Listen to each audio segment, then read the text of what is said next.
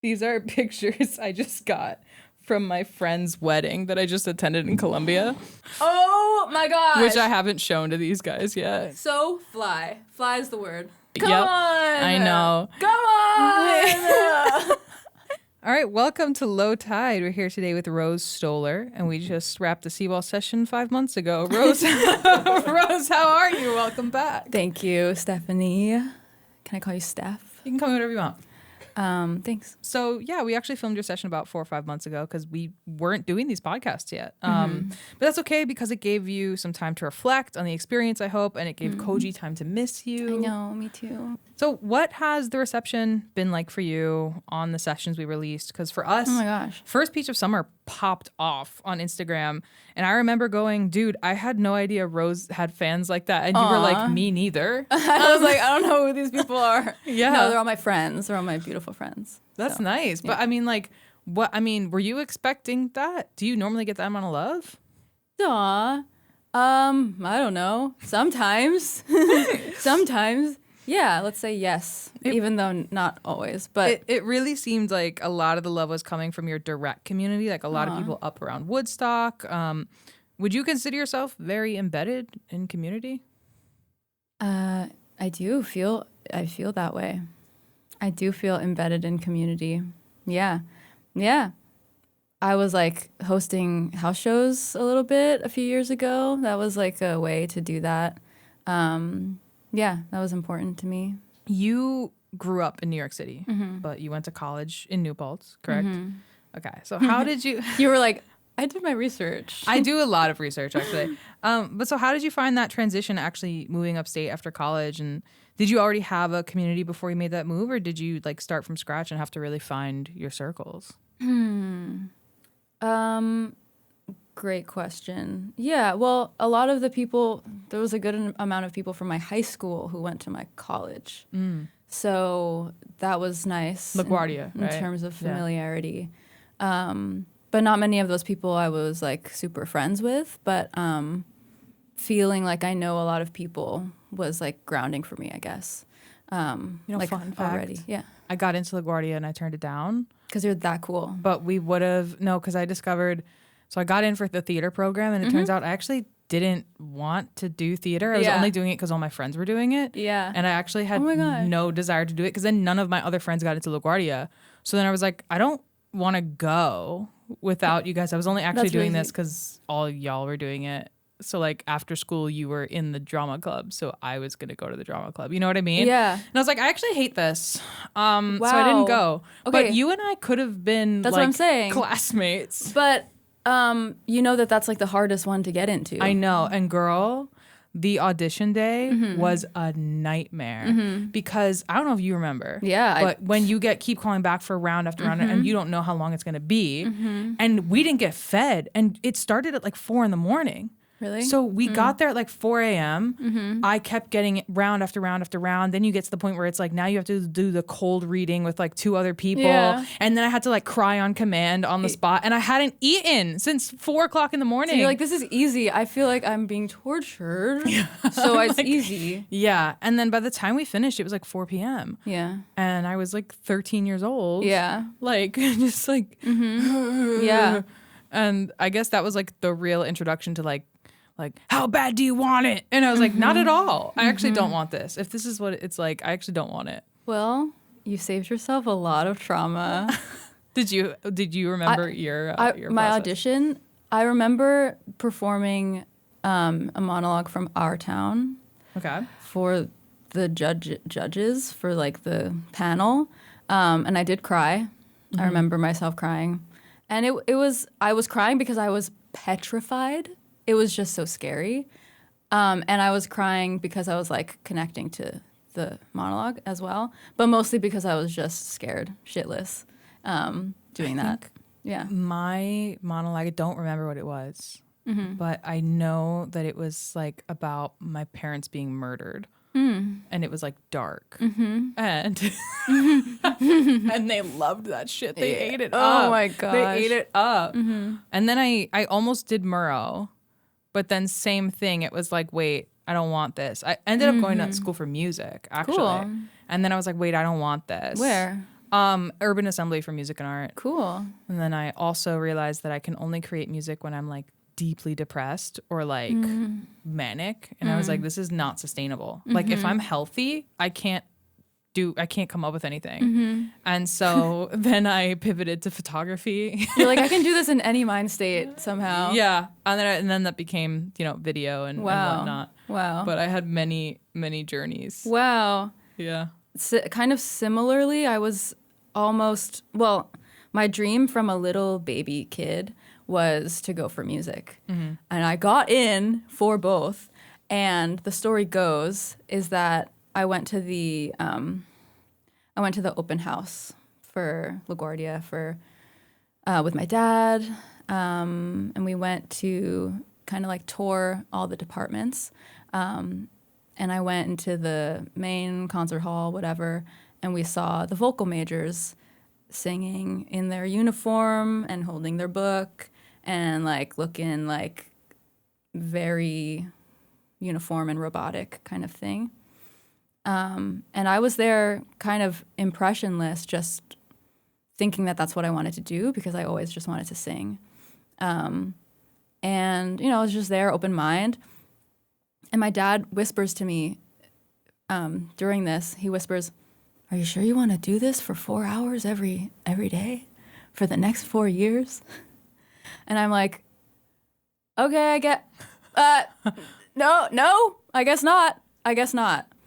And then we go down to the basement where the cool kids are. To the basement where all the drama majors are like rolling around on the floor and playing like fucking like wrestling.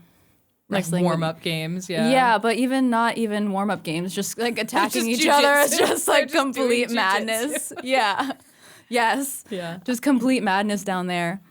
And I see a lot of friends. I see a lot of people that I know. And that felt warm and cool. And I had a friend a year older than me who was in the drama program. And I was like, I guess maybe this is where I want to be, I guess. And my dad said that thing. And I just feel like, okay, maybe I should do drama. And it was a really like odd decision. And I had never acted before. And it felt completely uncharacteristic of me to pick that. But it did dictate a whole slew of creative projects that came from that, and like a lot of you got craziness. in for theater or drama having not ever acted before. So what are you, like low-key a prodigy? No, I just cried because I was so scared. Nice. Yeah. Okay. Yeah. Well, what's funny is then I almost went to New Paltz for college. That's so weird. Yeah.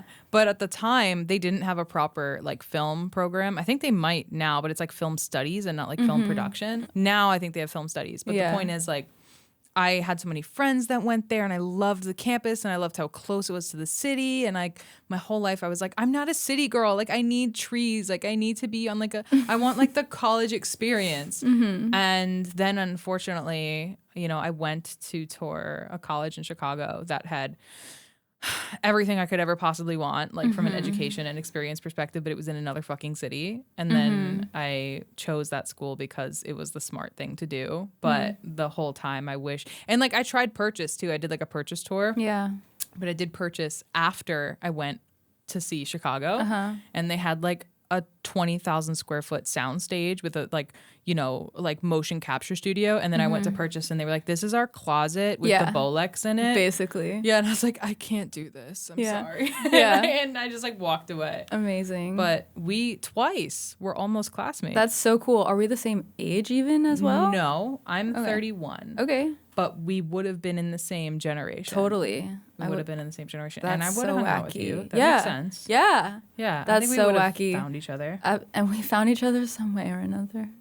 So is it like warm and fuzzy for you when you come back to the city? And like, does it feel like home, or does it now feel like overwhelming compared to the pace of life you might be used to now? It feels like I can blink and get into it. Like I can just match the energy immediately, and it does feel nostalgic being on the train or whatever. But I can do it. I can get back into it. And it really does feel like I didn't learn how to breathe until a few years after leaving the city. Like I had not taken a full breath in my entire life. It took just like a few years ago is when I took my first breath because the feeling of the city was so ingrained in me. I think I'm still waiting to learn how to breathe. Yeah. Yeah. And I don't know. I think it would be just as long for me, 5 years embedded in a rural community before I actually like, wake up one day and go, yeah. Yeah, the adjustment period. Yeah. It's, I mean, do you prefer this lifestyle now? Like, could you see yourself like coming back to the city now? Or is it like something you'll have to do you'll do if you have to, but like, are you I think it's like different things for different times. And I'm really grateful to have the experience of knowing what my body can be like and feel like outside of the city, and to learn how to drive, which was great. that you like recently learned how to drive? A few years ago, I learned how to drive. But yeah, it still feels kind of, it's still kind of like, whoa, I have a car, I drive. So what has being in this kind of like upstate environment done? What has it taught you about like your creative process or your body now? Like, for example, do you know like, okay, I need to meditate for 20 minutes every morning now, or else I'm like not the best version of myself, or like I need to have my cup of coffee under the tree for 10 minutes or else I'm gonna be angry. Like, I don't know, has it taught you anything? You just play MTA sounds to go to bed still? Yeah. You put on white noise of the D train to fall asleep. Totally. Yeah, I think there's something about my nervous system learning how to kind of attune to something else other than the subways, because when you're in that New York City vibe, you're just tuning stuff out. You're just tuning out the train. It's not like, at least to me, it's not like, oh, I these sounds are helpful. It's just that you're avoiding stuff somehow through that. And there's so much silence upstate, but also there's the trees are loud. The water, like rivers, are loud. You maybe don't know that. But like rivers are really. I've been once. Okay, yeah, no. they're really loud. Yeah. When rivers are flowing, they're so loud.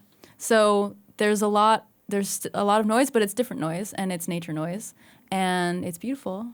I'd say that it also, being upstate, has informed a lot of my music too. Yeah. Like writing songs that have peaches and flowers and imagery from that up there. I mean, is it too sappy of me to like think about the metaphors here of like living in the city and focusing all of your mental energy on tuning stuff out and walling yourself and keeping yourself focused and all these distractions and like negativity and craziness away, versus like learning how to tune into everything happening around you and find, I don't know. Yeah. Is it too, I don't know. Yeah. No, that's definitely part of the intention of being up there right now. Like I was living in the city. I spent 6 months back here. I was in Beacon for 3 years, and then I ran back to the city for 6 months, and then I came back up.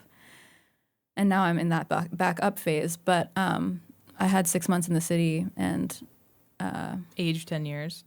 Totally. Yeah. Michael and I just went to Beacon for the first time like last month. What'd you do? We honestly just took Koji for a hiking day. Yeah. Because she's getting older and she has arthritis now. Yeah. And we're like trying to prioritize her, her good time. Yeah. Where'd you hike? We went to, oh God, I don't remember it. But it was like along like a trail yard, like a train tracks, like a rail yard, and there was like abandoned buildings. Do you know what I'm talking about? Yeah, I think you were. It was next to like a power plant or something. I think it was on the water. Yeah, it was in Beacon. Yeah, yeah. So you're probably at Long Dock Park. Maybe there's a park that goes along the train. Maybe, but there's like old abandoned buildings along the way, and there's like a little beach. Yeah. Yeah. It was nice. And then afterwards we went to explore the town, and that was really cute. Yeah. And we were there was so many cool shops. We popped into like this glass workshop. Me and him are both suckers for like hand blown glass. Hand blown glass anything. Oh, cool. If only we had the money for the things that we appreciate. Absolutely. You know, you pick up like a marble and it's like $1,200. Absolutely. And you're like, oh God. What about pottery? I love pottery. Yeah. Again, another thing that you pick up a mug and it's like $72. What about doing pottery? I would. It's on my bucket list. I want to Yeah. take a pottery class, and I want to take a glass blowing class. Yeah. And I want to take survivalist classes. Ooh. If I had all the time and resources in the world, I would be a forever student. Yeah. Like I wasn't ready to graduate college. I wanted to keep learning. I want to learn everything all the time. I'm Well, up till 3 a.m. on Wikipedia. I'm watching YouTube videos about Indonesian men building houses. Like I'm like I'm here. This studio. How do you think I did this studio? This I know. I This can't. was all the power I of can't. YouTube. Yeah. This was me and YouTube and a dream. Yeah. Yeah, no. So like I want to take all these classes Yeah. if I had the money. Well, it's about little steps. So you can do one right now. You can pick one right now. No, because I just bought chairs for the studio, so I can't do one right now. And I just had to buy a new laptop, Okay. so I can't do So one. maybe in a few months you can pick one. Maybe I have to get a new car, but maybe. Well, no, you don't. You don't need a new car. I do. My lease is up. Okay. I don't get to decide. So you studied jazz vocal performance after focusing on theater, and you've also worked in interdisciplinary performance spaces like the Guggenheim. So because you've come from a multidisciplinary background, do you think of a song as just a song, or do you think of it more like a world or a scene or a piece of visual or emotional architecture? Have you ever thought about like how to have you ever thought about how to, you know, kind of elevate it from just one 2D element into a dynamic or multifaceted, you know, piece? I've thought about that a lot. I'm not thinking about that much right now, but within it's okay. But within theater stuff, like one of my best friends from high school being like going off to pursue dance, and like me going off to pursue jazz, and like us being like, oh, let's do a project with like dance and like vocal jazz improv and like weird shit, and like let's do something with a loop pedal and like tap dance, and like so that stuff feels really fun to me, and a lot of the theater that I loved and maybe still do love is like devised work, like making things in a room with people from everyone's brains together. So yes, stuff that is interdisciplinary and can be multiple things at once and a little wacky. I saw you post a video on Instagram where you performed First Peach of Summer with a string section, and it was so magical. And is that how you intended it to be performed? And is that how you're planning on releasing it, or was that just a one-time collaboration? That's a great question. That was a first-time collaboration, and that's with the Rhythm Method string quartet, and we're going to do more things in the future. But yeah, we became friends and interested in each other's work a few years ago, and always wanted to do something together. And then we did. And yeah, it does. I think strings do suit my songs, or at least what I've been writing recently, because my songs or whatever I've been writing recently like offers a lot of space. There's a lot, it's slow, it's like kind of washy, and to fill that space with strings makes sense. And yeah, we're gonna do more stuff. I don't know when, but I am working on releasing those songs as a demo EP, and I'm producing it myself, which is cool and a big deal because I've historically given all of my money away to I will pick a random producer to produce my thing just because I don't think that I can do it myself. I've spent at least $15,000 in the past few years like diverting my creative energy to someone else because I don't think that I can do it. So, and I've just like, I gotta be done with that. I've gotta be done with that because I have a session and I invest this time, and and money into doing this thing, and then ultimately it doesn't feel like me. So I'm making it in my bed on my laptop with a Scarlett interface, and like under the covers, basically, I have like all these tangly cables that just like live there. So yeah, I'm gonna make it, and it's like lo-fi and bedroom vibe, but it feels better than giving the creative energy to someone else just to push the buttons, just because I think I can't push the buttons. Yeah. But I can push the buttons. So That was beautiful. thank you. Well, one note is when you do future collaborations with the Rhythm Method, Yeah. please come here. Oh. Because what Michael and I wouldn't do to feature a string section with your music. Oh. Yeah. Bring them here. Are they Okay. upstate? No, they're here. They're like Rose, can They're we like make this around- happen? they're here, yeah. Can we make this happen? they, and when I say they, I mean I would love it. Would Okay. love that. Okay, cool. I just That'd be so fun. signed Michael up, but Okay. I know he loves a string section. Cool. And then separately, yeah. So did you dedicate time to being like, okay, I'm gonna learn how to produce, or are you still kind of winging it, but you're just like, okay, copy? Yeah.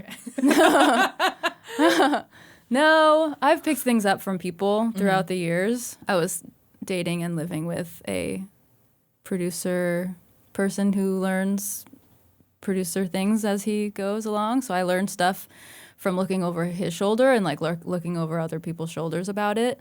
So I feel like I know what I'm doing with the amount of gear that I'm working with. And yeah. Listen, Bon Iver, right? Don't sleep on a that's what I'm lo-fi. saying. Don't That's sleep what on I'm a saying. lo-fi self-recording. That's what I'm saying. So something I really loved about your performances on our session and your singing in general is that I never quite know where your voice is going next, and I mean that in the best way. Your phrasing feels very intentional but not predictable. The breathiness, the restraint, the moments where you don't do something feel just as important as when you do. And I'd love to know, like, where do you think that comes from? Are there specific artists or influences that shaped that, or does that develop more intuitively? Thank you. Because actually, I don't know if you remember when you were when you did your session, the first take of, I don't remember which song, but I said to you, I was like, I didn't know where that was going. I didn't know where it was going. It was so unpredictably melodic, and I loved it. Thank you. Yeah. You're like, I don't know, I just do it. I don't know. How do I answer that? Well, there were a few different questions in that question. One was like, does it come from something? Yeah. That would be like a question of influences, or like... Well, here's an example. I just watched your bunker session. Right? Okay. And there were certain runs you didn't do on that one. For sure. That you did on ours. And I'm biased. I love a run. I love a queen who does a good run. So I was like, I like what she did on ours. But, you know, I wonder if, not just from session to session, but from song to song. Totally. Because I haven't heard, you know, your final demo version or what that's going to sound like. But yeah, when do you decide to do a lot and to restrain and do a little? Totally. Thank you. It does come from my connection to, well, first of all, the songs are fairly conversational in a way. Like I'm just like whispering to someone. And sometimes it comes out a certain way. Sometimes I'm in it in a particular way that then the arc of the song is subtly shaped by that. And those are like the subtle nuances that I feel really connected to in like the way that I present the way that I sing, or the way that it's like, it is very like small, subtle details, because the songs are fairly small and subtle in a way. So any change like can be felt in a big way. Yeah. So, and even the intonation of your runs are not, I don't know what to say other than like predictable, right? Because the directions that you go, I was like, oh, I didn't know, you know, my brain thinks that based on 30 years of things that I've heard sonically, you're going to go this way, but you actually took it this way. I wish I had the words to put what I'm saying. Me too. But it's really unique and it's really beautiful. Thank you. Yeah. Thanks. Thanks. So I also have to ask about your presence online because your socials are pretty minimal. And I just roast you. No. Let's go. But your socials are pretty minimal, and you don't really play into the algorithm in the way a lot of artists feel pressured to. You're not constantly teasing releases or posting content. You're not like doing the 50 TikTok clips a day, right? This is not a roast. This is I love it. I love it. But yet, whenever your name comes up, there's this immediate reaction of, oh, I love her. I love Rose. You know Rose. Like, you're a celebrity of some sorts in the music scene for someone who doesn't advertise herself that much. How have you managed to build that kind of presence without being super visible all the time? What? Rose, I'm telling you, anyone I've spoken to throughout the course of these sessions or just like community or whatever, they're like, oh, Rose, I love Rose. Like, oh, you know, I don't know how you're everywhere for someone who can't, like, I don't know, be found that easily on the internet, right? That's sweet. I think I definitely had phases where I was more trying to do that. But it also came from, and I don't know, comes from a place of like wanting to, like the sort of stage fright of putting yourself out there. Like the more times that you do it, the less it will feel like you're actually doing that. And like a number of years ago, definitely I was trying to like get over that hump of feeling scared to present myself.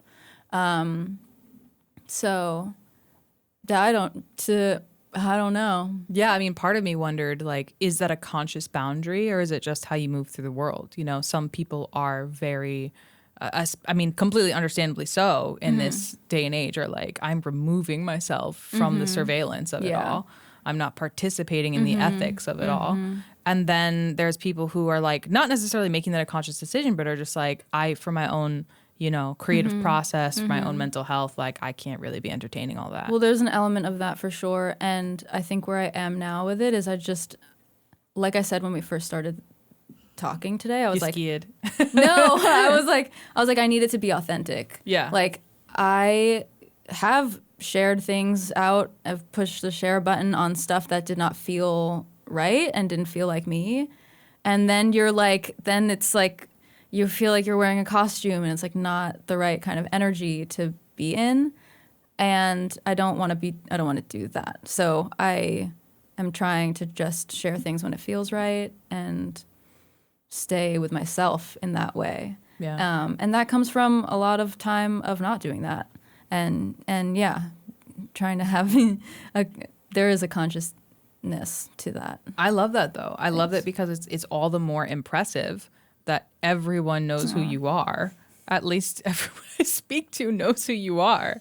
And I'm like, yeah, she's like, when's the last time she posted a video? Like 6 months ago? Like, it's like crazy. That's really your staying power is really crazy. The staying power. I don't know what that means, but thank you. And I recently learned that you're part of a 5-piece girl group called Ladies of the Valley. Yeah. Tell me more about that. I read that the group started as a one-time thing born out of a love for Joni Mitchell, but are you actively writing and recording together, or are you just kind of focusing on like tributes to her and others right now? We have done a bunch of tributes. We're kind of like toying with what are we a little bit. Yeah, we got together through a love of Joni. And did a Joni Mitchell tribute a little over a year ago. And then we did an Americana tribute. We did something else and a something else. And we did a show of originals where we sing on each other's songs and like arrange 5-part harmonies for each other's music, which is a little bit like playing with strings. Yeah, I was just going to say I'm equally a sucker for harmonies. Yeah, so there's a lot of room. So y'all can also come on down here to the Seawall Sessions. We got that invite. Yeah. Thank you. What Michael and I wouldn't do for a 5-part harmony. Yeah. And it does speak to the power of like banding together and working together, because somehow people in the upstate land have like attached well to it. And that's because there's community. We are using each other's resources and like stuff to leverage each other, and it feels good, and support each other is kind of the point of what I mean. And I'd love to, maybe it's a secret, but I'd love to know the meaning behind the Gone to Flower demos, which is such a specific and evocative title, because it's not even like a full English sentence, right? It's not even like, so tell me about it. It's a line from Pollinate, which I did here. Let the bees pollinate all the basil gone to flower, and hold your hands up to the rain, 'cause at least they have each other. So what that means to me, and what I meant when I was writing it, was experiencing the end of a relationship or something, and using the metaphor of like this overgrown garden, which I did have. The basil plant bolts and goes to flower. Do you know what I mean? I fear I don't That's garden. okay. That's okay. So it's like basil, and there's like leaves on it. And then if it gets too hot or something towards the end of the season, correct me if I'm wrong, all the real gardeners and horticulturalists, but it bolts. Something happens and it bolts, which means that it shoots up really tall and it starts to flower. It's no longer doing the leaves. It then makes flowers, basil flowers. Okay. And that's a good thing. It can be. It's a yes and no. It means the start of a new thing. Okay. So the metaphor is... You're not going to get what you wanted, but you have something new. You're getting something different. Yeah. So the metaphor is, it's not that, the basil anymore, it's a new thing. It's the basil flower. So let the bees pollinate. So I'm watching the bees run around this basil, the flowers of the basil. Let the bees pollinate all the basil gone to flower. Kind of like let it happen. Let it happen, whatever needs to happen. Whatever separation, whatever in the relationship, whatever you're going through that needs to happen, let it happen. Let the bees pollinate all the basil gone to flower. And hold your hands up to the rain. Like, again, kind of saying, obviously, let it happen. Obviously an homage to Hilary Duff. Exactly. Let the rain fall. That. Yeah, we're coming clean. Yes. Yeah. And hold your hands up to the rain. Hold your hands up to the rain, which is another way to me of saying, let it happen. Because at least they have each other. And what I mean by that is, at least the bees have the flower, and at least the basil plant has the flower.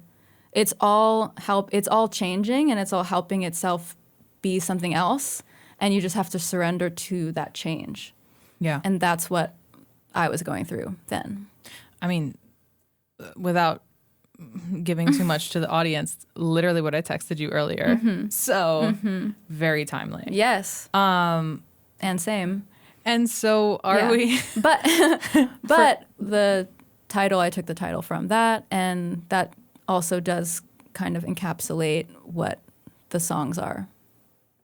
I just felt it was a title that helped. And those songs are kind of married to each other in a set. Are there others in that set? And if so, like, what are there's they? Like 6 or 7, maybe 7 or 8. But like of the same arc of like storytelling there? What do you mean? Like Pollinate, right, and First Peach of Summer feel like they live in the same world. They do, yeah. Right. So like, are there others that are attached to that same arc? There are a few, and then others that I just need to put in there for to kind of bind the book of the time frame that those songs lived in. And yeah, I anticipate it to feel really good to finally get them out just for myself, to clear space for other things. And it doesn't mean, like, I am kind of putting out a demo album as the main production, as like the final production thing, whatever, of it. But I don't care. Like, I'm just putting stuff out Yeah. and doing what I need to do to let it go. And Yeah. yeah. And you will not be posting 5 TikToks a day about it. Probably not, but maybe. No, probably not. So I'd love to pivot us to a speed round. Okay, now. let's go. Okay. So we're gonna start out a little silly. Okay, just kind of get this warmed up. Okay. A lyric of yours you're most proud of. Even though you just did a whole masterclass with me of Frankie was afraid to be in this world just like me. Oh, who's Frankie? Someone All right, sick.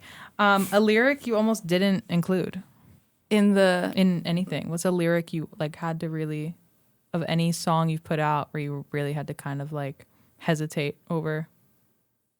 I don't have that answer. I love that for you. An artist you think is overrated, but you're scared to say it. Can't think of anybody. I can't think of anyone. They can be A-listers. They can be like. Well, here's the thing is that everyone would love, the easy thing to say is Taylor Swift, right? Mm-hmm. But her first 2 albums like Fearless is not even Fearless, like Teardrops on My Guitar. Teardrops on My Guitar era was a good stuff. one. So What was the second one? That one was like my first heartbreak was like my anthem. That was the one with like December. Back to December. December. White something. There was the one with White Flag. The way I Horse. loved you. Do you remember that? No. Okay. But we'll have a whole Swiftie moment after this. I sing at a hotel every week, and I sing Tim McGraw by Taylor Swift love Tim. every single week. Not I love Tim McGraw. I don't. Okay. Has anyone ever sang you "Kiss from a Rose" by Seal? Yes. Did you like it? No. I can't believe you said yeah. I thought you were gonna be like, no. What the hell? No. Oh, I mean, man. yeah, it's okay. We don't have to talk about that. If you were a cooking spice or an herb, what would you be? Turmeric. Oh, why? Tell me. Because you can like put it in stuff and not really notice it's there. Let's unpack that. We can unpack that later. Okay. Your music is a weird little shop. What does it sell? And who works there? Oh my gosh. Who's your employee of the month? Oh. Like 3 questions. 3 questions. Lots of different kinds of fruit. Like your fruit stand. It's a fruit stand. Okay. Yeah. But like a proper like grocery store, like a fruit stand. Fruit stand. Like okay, so who works there? I work there. Frankly, it's me. Owner operator. Yes. Okay. Yeah, I live there too. In the stand. Underneath the stand. We sell sumo oranges. Okay. We sell a few varieties of peaches. Okay. And we sell wine sap apples. Do you think you'd be able to afford an apartment if you focused less on the niche fruits and maybe diversified the... I'm good where I am. I'm really good where I am. Okay. I'm going to stay with my oranges. Where do you source the fruit from? From all around the world. Okay. Yeah. Okay, so we don't support local farmers. We support local farmers from all around the world. Okay. Thank you. Thank you. The most niche thing you're picky about. What does this mean? Do you want example? Yes. Okay. What's an example? Okay. The most niche thing I'm picky about. Michael, what's the most niche thing you're picky about? No. I have things, but I'm wondering what I would reveal. Okay. I don't drink whole milk usually, right? Okay. But if I'm gonna get a hot latte, I'm doing whole milk because I need the texture of the froth, and the froth is better with actual dairy than with non-dairy. So I break my own digestive rules when getting a latte, which is every day, sometimes twice a day. Yeah, I understand. Yeah, I need to eat 5 cookies before eating anything else. Is it real? Dessert comes first all the time. Is that real? Did you make that up to appease me? No, I did it today. What kind of cookies? Well, it was the macaroon Macaroons or macarons? Macaron. Oh, that's fancy. I know. 'Cause you were at Lincoln Center. They had them there. Yeah, I was okay. like, I'm going to take 12. Those don't count. They're made of air. They're made of air, basically. They're not. They're made out of butter, a lot of it. I took a macaron making class. That's so cool. Yeah. That's really cool. Yeah. You're doing stuff. You got hobbies. It was a date. Okay, cool. It was expensive. Yeah. If you had to explain your music to someone without using sound at all, how would you do it? You can only mime or gesture. I can't speak. No. You have to mime or gesture to me. It's a little. Un poco. Okay. See? It's a little hip. It's a little in your pocket. It's a little in your pocket. Okay. That's the whole thing? Oh, you want a whole song? You want a whole No, song I and just dance? mean I just mean like, oh, tell me about Rose Stoller. It's a little in your pocket. Yeah. Be like, what the fuck does that mean? I'm like, put her on. You'd love it. A little in your pocket and then dream. A little in your pocket in a dream. And then dream. A little in your pocket and then dream. What do you think of that? What do you think of that?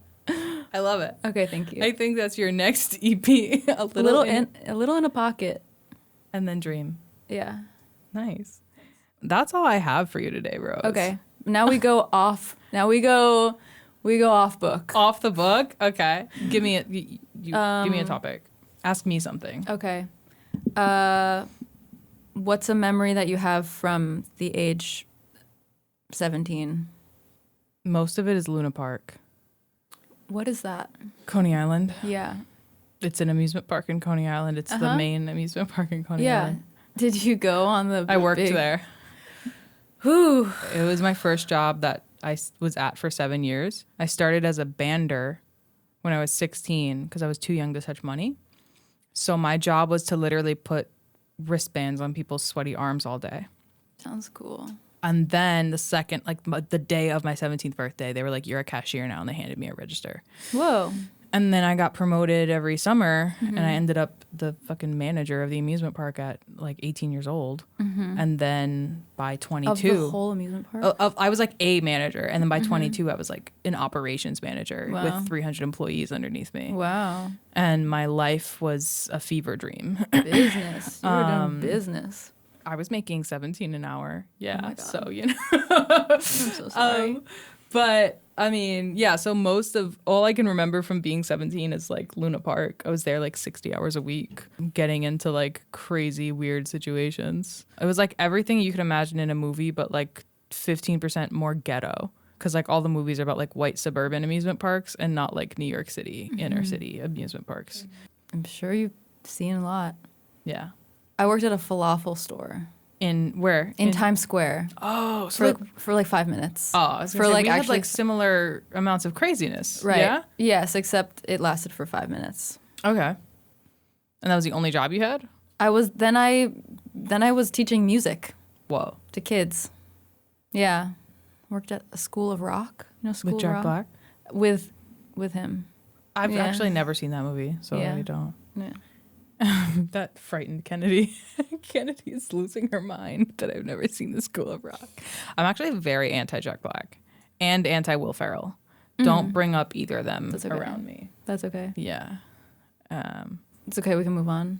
Okay, what next would you like to know? That was fun. Thanks. Yeah. I like getting asked things. Favorite fruit. Your peaches.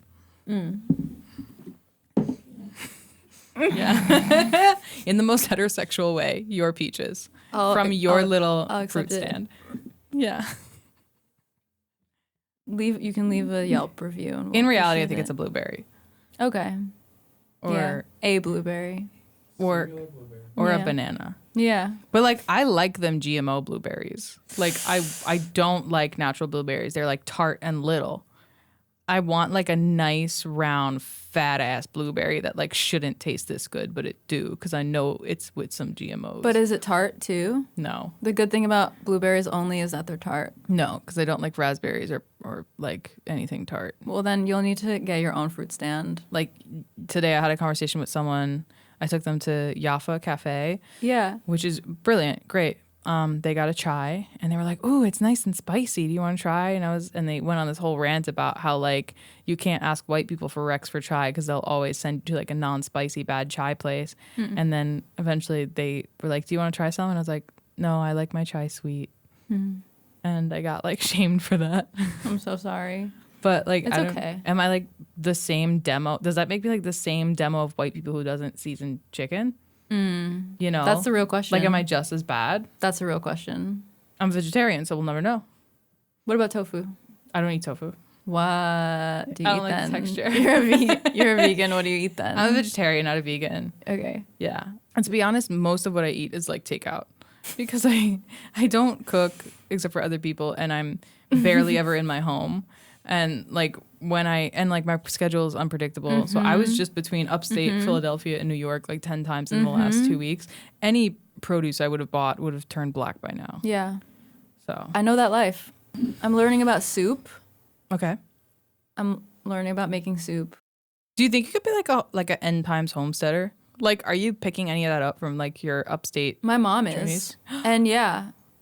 Like a homesteader? Like she's like, today I'm going to make gum from scratch. Yeah, she wants to live in the school bus. Oh, that's so sick. Yeah, I want that for her. What are your parents like? They're good. They're good. They're good. Yeah, mine too. We're done here. Mine too. Yeah.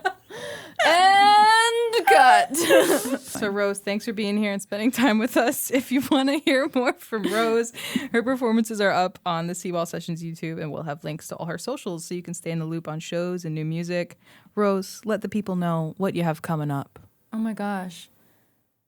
Just the EP, I think, that I made in my bed. Cool. So thanks for listening.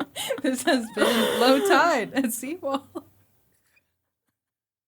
Nice.